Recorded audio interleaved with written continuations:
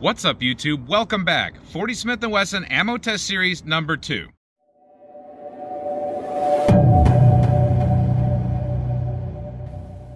Today's offering is going to be an Underwood ammunition, 40 Smith & Wesson, of course, 100gr Xtreme Defender. That's a Lehigh defense projectile loaded at an advertised velocity of 1,500 feet per second. That's the Xtreme Defender, not the Penetrator. There is a difference. We'll be doing the Penetrator next. But for this test, it's the Defender. Now, we're going to have to check the chronograph, but 1,500 feet per second is very fast, but that's because this is light for caliber. 100 grains on these solid copper bullets, these little screwdriver things, they can really do some serious damage at that speed. Let's see what kind of penetration we get, and let's see what kind of temporary and permanent wound cavity we get in gel. This could be pretty darn impressive. The firearm we're going to be using is a 4.25-inch Smith & Wesson model M&P40. That's a Gen 1. We're going to be sending 5 of these things into this B8 target with this pistol, hopefully getting into this X-ring. We're going to check accuracy. We're going to also use a chronograph to get an average of velocity and foot-pounds, hopefully.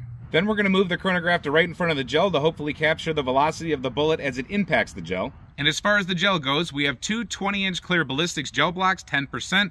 And yes, they have been hit before. I don't think we're going to come out of this first block too much. We could get into here a little bit, but we should be able to see what we're doing. We got to use these blocks a few times. They're not cheap and they're not easy to remelt. My typical accuracy speech, I do all my accuracy testing offhand. We don't have a bench, a table of rest, or anything that we shoot off of because we're checking for practical accuracy with defensive handgun ammunition. So we don't get those luxuries of a rest and all that if we're in the real world. Not that this is super real world testing. I mean, it's a target that doesn't move and it's me standing there shooting, but it's close enough simulation that we can get other than, I mean, I can't think of any other way to test for practical accuracy. There's always arguments to that, but this is just how I like to do it. With all that said and with testing explained, let's get to shooting. So 20 feet off the target, 15 feet off the chronograph. We have 5 rounds loaded up. Let's see what kind of accuracy we get here. These are going to be moving fast. Sometimes that helps things, sometimes that does not help things.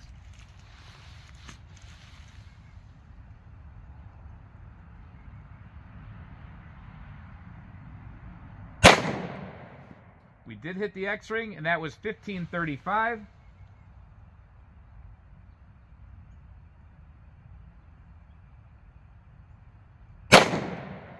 We hit the X that time at 1491.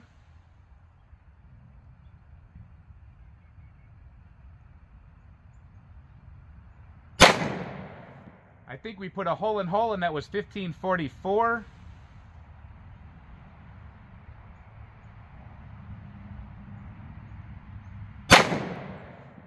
We got in the X-ring again at 1520.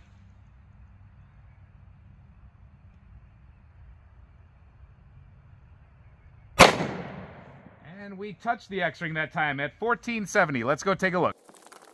All right, very good in my opinion. We had 1, 2, 3, 4, and that was my last shot. So that's more than adequate for defensive purposes. Like I said, sometimes the really fast ammunitions, they do really good for accuracy. If you look back on test number 1, I was having some grouping up here and grouping down here with the XTP. It's really weird that that happened. So this does prove, if anybody watched that first test, that I can shoot the pistol and different ammunitions act differently in different guns. So that gun, this gun acts totally different with these Xtreme Defenders than it does with XTP rounds. But overall, that is awesome. You can't ask for more than that. And in the hand, very easy to shoot. But we did just notice something interesting. I talked about this gun in the last video. These striker-fired polymer guns, they're not set up like 1911s or super, match-grade target pistols type of things. So there can be mechanical things that are not exactly all together from shot to shot. It might not reset itself completely, or as the shot's breaking, things might not move in the exact same fashion. We noticed grouping on the XTP video. I'll roll in a picture of that for sure, and you'll notice that we had 2 separate groups. One was a little bit higher, as you see, and then one was down in here. Well, with this, we ended up with 2 separate groups also. We had 1, 2, 3, 4. We split the difference again. That could be something just with this gun. I'm going to have to follow up on this with some more testing because I have another version of the same darn gun. So we might put those side to side and see if that's actually a thing. This shot right here that is down, now that might be an average of the group, but I don't think so. I think that was actually me pulling the shot. For some reason, there's something in my mind. Once I put 4 shots in the X-ring, I can almost never put the 5th one in there. So that's probably something I psychologically did as I pulled the trigger. Probably, because that's not consistent with the other shots. But I just had to add that. That's very weird. This is 2 tests in a row, so we have a mini group here and a mini group here. Overall, a good group, but they're mini groups separated. All right, now we're about 15 feet off the chronograph and gel. let's go ahead and give it a pop. Hopefully I can get it where it needs to go. And let's see how deep this thing goes and how much disruption it does.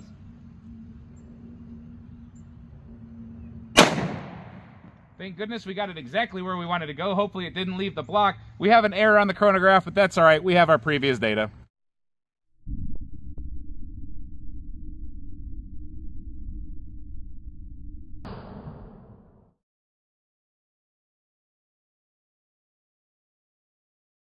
Error. All right, our second shot landed right there. So as we come over here, that will be the top wound channel.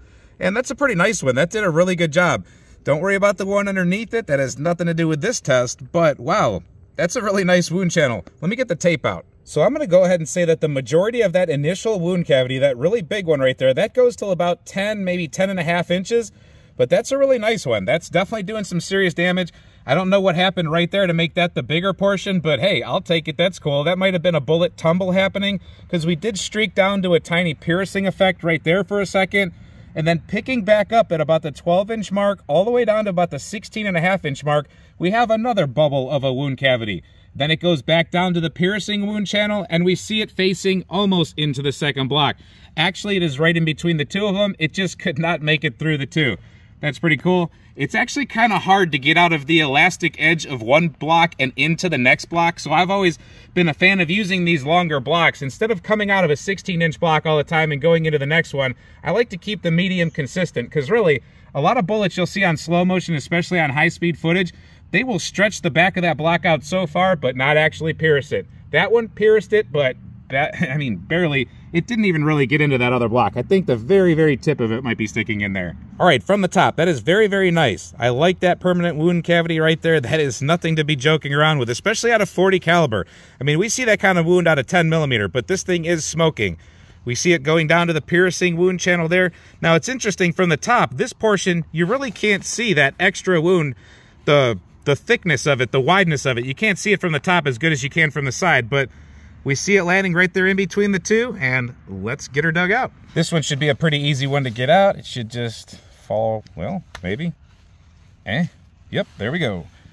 All right, that's what we have right there. It's not going to change diameter. It didn't hit anything hard in there. It didn't lose any weight. It didn't lose any of itself, so there's nothing to measure. There's nothing to weigh. It's just a very pretty screwdriver type of tip projectile. You can see where the grooves have cut into it a little bit, and we definitely see the open cavity in the back. That will reduce the weight a little bit by creating that cavity, and then it also probably has something to do with pushing some gases behind it. I don't know if it's good or bad to have the cup. I'm not that smart on bullet technology, but I'd say that that thing going at that speed, I'd say that they figured that one out pretty good. Like I said, that's a 40 Smith & Wesson, and it made it all the way through 20 inches of gel block and created all that devastation on the way. Me personally, I'm thinking that that thing is very well calibrated. Very nice. And it's easy to shoot. So there's the information. Use it how you want it. Let me know in the comment section what you think about this ammunition, if you've ever used it or you carry it, just what you think about it in this caliber or others. Now, I will add a little bit of commentary here where sometimes I usually don't, but I'm going to jump in here right now and say I might consider this for my next carry option for 40 Smith & Wesson. I have a few different various magazines filled with various ammunitions that I use right now, but I'm thinking that this might be a very viable choice. The accuracy, you can't argue with that accuracy, the shootability, and then that performance in the gel on top of, and I don't entertain a lot of clothing testing, at least not at this point, so I don't really need all the comments about clothing testing. I love you guys, but we're not doing clothing testing yet. But with that said, this is definitely a barrier blind option to a certain point. It's got to be clothing blind for auto glass and for things like thin skin metal, like auto doors and things like that. This thing's not going to have a problem, and that's why this ammunition is really good as far as just a one type of do-all ammunition. It creates the wound channels no matter what, but it also gets through just about anything. And again, 40 Smith & Wesson, now we've got capacity mixed with power right here. So winner, winner, chicken or turkey dinner. So I hope you enjoyed this test. If you did like it and you found it useful, maybe give it a thumbs up and share it with somebody else who might like it. If you're not subscribed to the channel, you should probably check us out a little bit more. We have really cool playlists. We do a lot of different things. It's not just gel testing. We do all sorts of stuff. And if you are subscribed, check the notification bell to make sure you know when we're dropping an awesome video. If you feel compelled to support the channel, we are on Patreon and we do have a join button so you can join the channel. With all that said, thank you for watching this video. Hope to see you at the next one. And until then, stay safe, have fun, and keep shooting.